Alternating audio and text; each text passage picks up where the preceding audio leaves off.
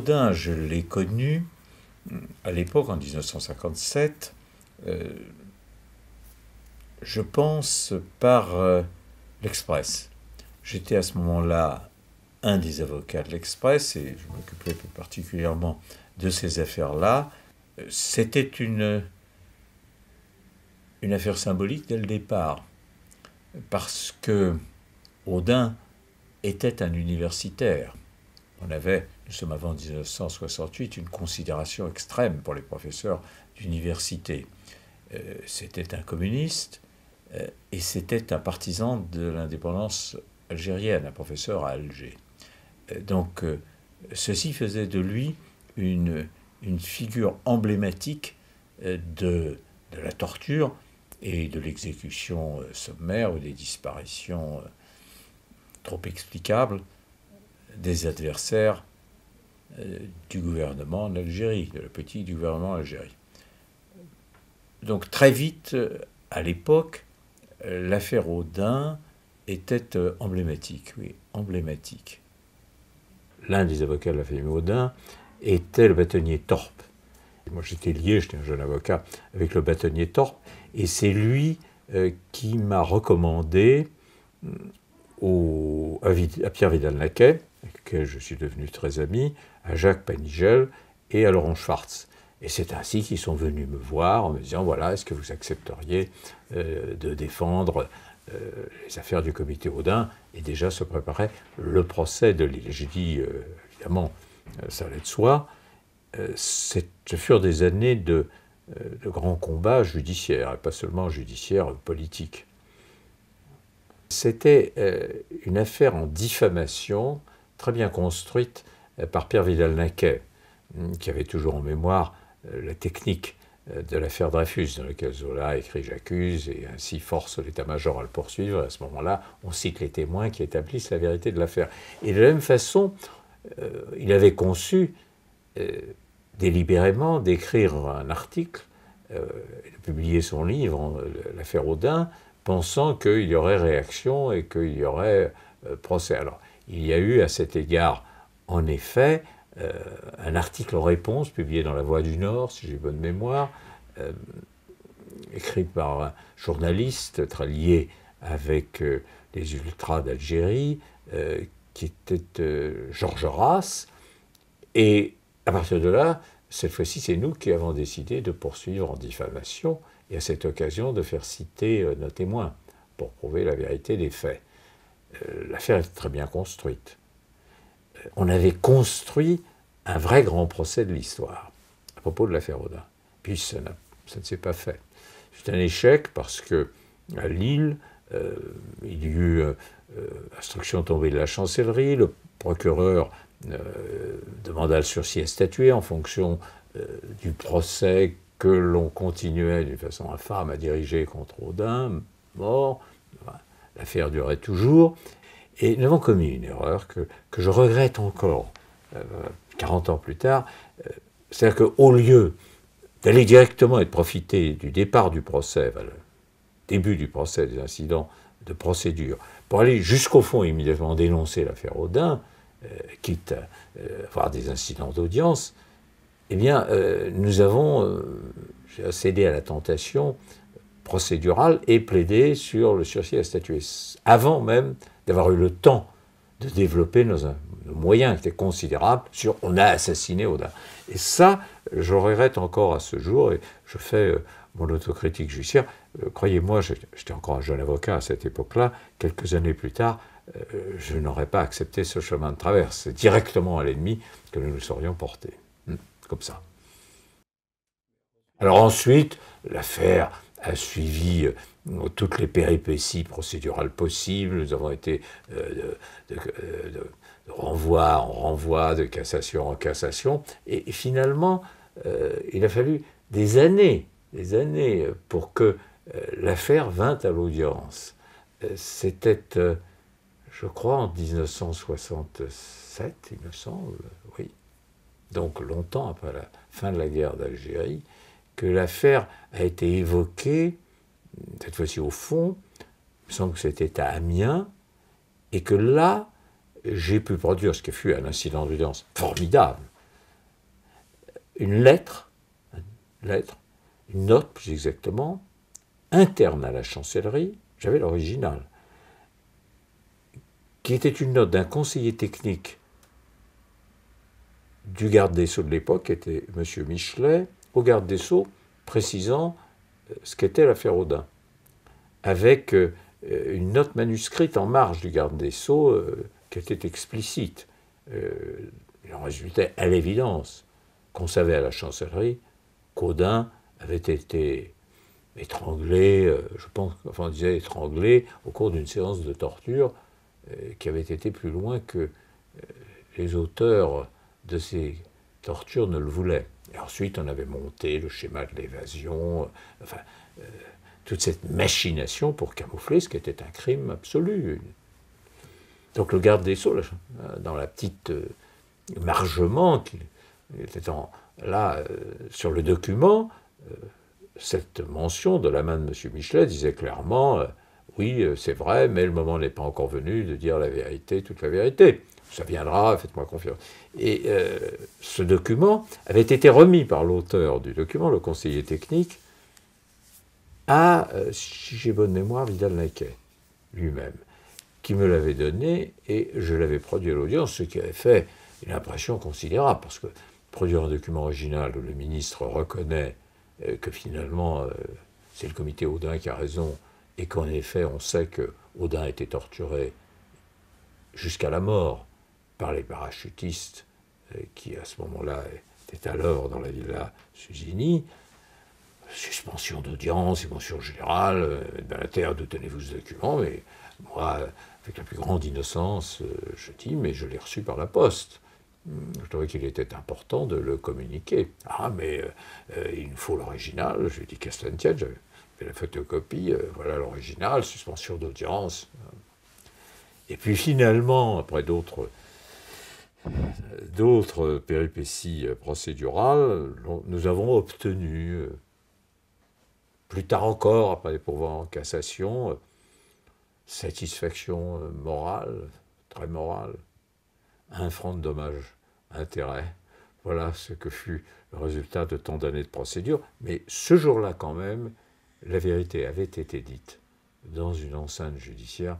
Et en quittant l'audience avec Pierre Vidal-Naquet, nous avons eu un moment fugitif, rare dans ces affaires-là, de bonheur. La vérité avait été dite dans une enceinte de justice, et la preuve en était un document avec un émargement du garde des Sceaux. Ce qui frappait le plus, vous savez, c'était l'extraordinaire, presque insupportable sentiment de soumission que donnait à cette époque le corps judiciaire à l'égard de la politique du gouvernement, et spécialement du gouvernement de la 4e République, finissante dans l'année 1958. C'était terrible. Terrible cette période. Oui. Une des raisons profondes, je crois, de la prise de conscience ultérieure de la jeune magistrature sur la nécessité d'une indépendance absolue à l'égard de l'autorité politique. Mais ça n'était pas encore, comment dirais-je, dans la culture judiciaire. Trop d'années s'étaient écoulées avec une pesanteur très forte du pouvoir politique sur la justice. Non, c'était pas exaltant, la justice de cette époque. Si vous faites abstraction des militants, des militants de gauche, de ceux qui combattaient la guerre d'Algérie, qui luttaient pour l'indépendance de l'Algérie, ça n'était pas des affaires qui mobilisaient immensément l'attention du public. Je me souviens que Pierre Vidal-Naquet, historien scrupuleux, avait fait le décompte des lignes qu'on avait obtenues à travers tant de procès d'actions judiciaires dans la presse nationale. C'était dérisoire, dérisoire. Et l'accès alors aux grands médias, la télévision complètement contrôlée à l'époque, était impossible. Donc ça avait à la fois un côté militant, passionné, artisanal, et je n'hésite pas à utiliser le terme amical. Peu de monde, mais très militant. Le désir profond était de ne pas connaître de ces choses. Vous voyez, c'était torture, je suis sûr que chacun en était convaincu. De là à, dans un jugement, faire état de tortures qui auraient été commises pour le ministère public, qui hiérarchiquement est soumis, et elle était encore beaucoup plus à cette époque, aux instructions du garde des Sceaux, il était difficile de ne pas suivre la volonté du gouvernement. Et la volonté du gouvernement était de faire en sorte que ces affaires de torture ne voient jamais le jour. Vous voyez, c'était ça la ligne générale. Nous ne voulons point entendre parler de cela. Et bien entendu, du côté de l'armée, qui pesait si lourd à cette époque, c'était l'honneur de l'armée est en question, et il ne faut pas admettre que...